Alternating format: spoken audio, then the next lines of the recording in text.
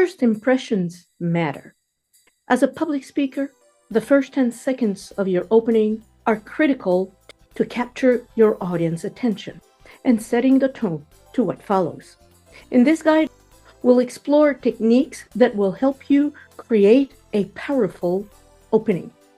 And also, I'll provide you with one exercise that will help you create beautiful openings. Clear communication eliminates confusion and inspires others. Choose clarity and kindness in every word you speak. Hello, everyone. My name is Marie-Jose from Powerful Communication. Today, I want to talk about the importance of creating a powerful opening, about how your speech opening can either make or break your presentation. First, let's talk about why openings matter. There are three main reasons for that. The first one is it grabs your audience attention. Your opening sets the stage and determines if your audience will listen to you with attention. Second, it creates curiosity. A strong start piques interests, and it makes people want to listen to more of what you have to say. And thirdly, establishing credibility. How you begin your speech demonstrate your confidence and your preparedness. Here are 6 techniques that I think will help you create beautiful and powerful openings. The first one is starting with a question. Pose a thought-provoking or relatable question. For example, what would you do if you knew you couldn't fail? Or, did you know that showing up matters much more than making mistakes? This means you don't need to be perfect, just be genuine. And that's what people want to hear. Technique number 2 is having a surprising fact or statistic. Share an eye-opening fact with your public. For example, did you know that your audience will decide within 7 seconds whether they want to listen to your speech or not? Which tells us how important those first 10 seconds count. Each second is very important.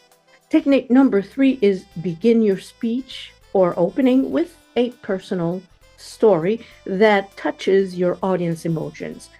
This I can relate. Very often, when I talk about the fear of having memory blanks, I often tell this story to my audience. You see, several years ago, I participated in a speech contest. I was ready. I had written and rewritten several times my speech. I had prepared to speak within my allotted time. I also had practiced my gestures, my eye contact, the way I would move around the stage. Everything was perfect. And of course, I memorized the whole thing. But something happened the morning of the speech contest. One of my relatives called me to tell me a very sad news. That stayed with me for the rest of the day. In fact, it influenced my speech delivery. I had a memory blank. And for several seconds, I didn't know what to do. I was giggling nervously. I managed to finish my speech successfully. And to my surprise, I won first prize that day. So that taught me a very important lesson. Being perfect is not what's important. What's important is to be genuine and to do your best. People can relate to the fact that you make mistakes, and sometimes we feel that perfection can be a little intimidating. The fourth technique is using powerful quotes. I specifically like that because we have so much to learn from people who came before us, people who have a lot of experience, and those one-liners can really start us on our journey to public speaking or anything else we want to endeavor in life. For example, one of my favorite quotes is by Chinese philosopher Lao Tzu, which says, "A journey of 1,000 miles begins but with one step." The message for me is that I need constant action, no matter how small this action is. Technique number 5 is to create a dramatic visual or verbal image. You paint a picture of something vivid to really fire up your audience's imagination. For example, imagine you're walking through a forest, a very dense forest. You have no idea where you're going, and you're without a map. Every step is uncertain. and the path is full of obstacles. Now think about having a clear map and knowing exactly where you're going, and with, of course, a good compass in hand.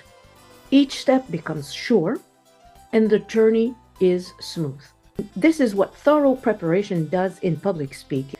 When you're well prepared, you guide your audience confidently through your message. Number 6 is to incorporate humor. Now, for me, this is a little bit difficult because I'm not very good at being humorous, but it is a good way to get out of my comfort zone. So, for example, you can start with a lighthearted joke or funny observation. This could be, for example, why did the public speaker bring a ladder to the presentation? Well, to reach new heights in communication. As you can see, this is a work in progress. Now, here's how we can practice to prepare for that great opening. First, pick a topic. Any topic, of course, preferably a topic that you know well. But it can be anything. For example, the importance of effective communication, or how to overcome stage fright, or the role of innovation in business. In step 2, you prepare 3 openings using from the list of techniques I've talked to you about earlier. You can choose, for example, asking a question. You can come up with a statistic or fact or a personal story, but whatever feels good for you. If you prefer starting with a joke or a humorous statement, go ahead. Step 3, practice and refine. Don't forget that a speech is not written. A speech is rewritten. The more you write it, the better you write it. Also, when you listen to yourself, you'll realize if there are some words that are difficult for you to pronounce. If you find those words, and it's not a matter of being fluent in one language or not, because native speakers in any language will have problems pronouncing some words. So choose, when you're giving an oral presentation, choose words that are easy for you to pronounce, because this will give you confidence when you're giving your presentation. If you need to have very difficult and hard to pronounce words, keep those words for a written article or a scientific paper. Also, record yourself and review your tone and your delivery. See where your eyes are looking. For me, when I videotape myself and see that I have this tendency to look on one side instead of looking at the camera.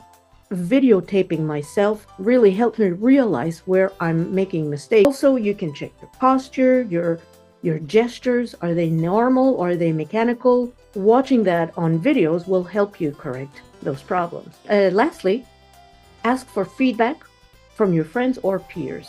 However, I would encourage you to practice many times before you practice in front of your family or your friends, because you don't want to corner them into having to listen to a speech that is not well prepared. Now, how to deliver your presentation effectively? First, be confident, even if you're not. How do you do that?